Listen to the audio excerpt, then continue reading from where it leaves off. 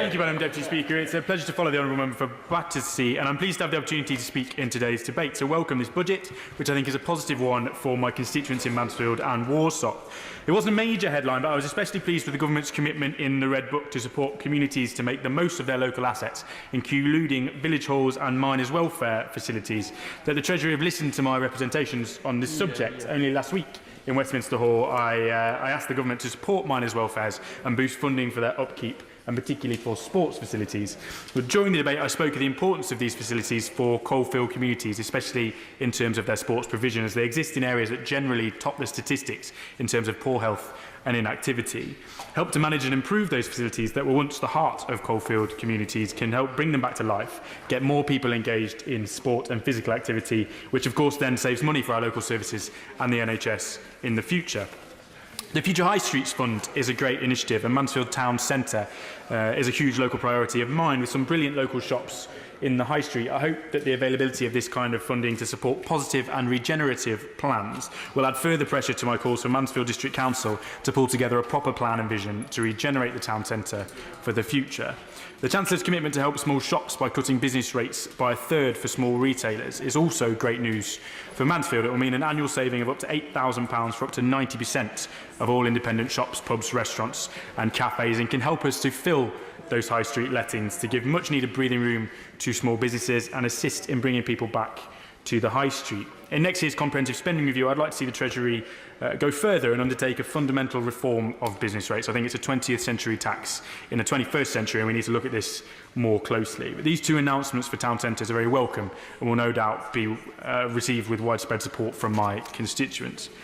The other key issue addressed in the budget is the cost of living, and thanks to careful management of the economy, we're able to announce that the personal tax allowance threshold will be raised a year early, letting people keep more of the money they earn and helping with the cost of living. And this, combined with the national minimum wage rise, means full-time workers in my Mansfield constituency, where so many people have low incomes, will see over £600 a month a year, £600 a year more money in their pockets. That's so important for normal people trying to get by and do right for their families. And I'm pleased that this government has put them at the heart of this budget.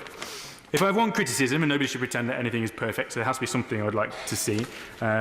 Whilst I know, and I've seen examples of where additional one-off support of £400 million for schools can be utilised in a positive way in my constituency, I think of several primary schools I've visited where they will absolutely relish the prospect of kitting out the library properly or investing in new IT for the students. I also think we need to focus more on what should, for me, always be the #1 priority, that is educating our young people for the future. I hope that, again, the comprehensive spending review in the new year will seek to address this. Not always about splashing cash about, but there are a number of ways we could help. I've put forward proposals to the Treasury about helping schools to reduce their buildings and maintenance costs, for example, that we could look at.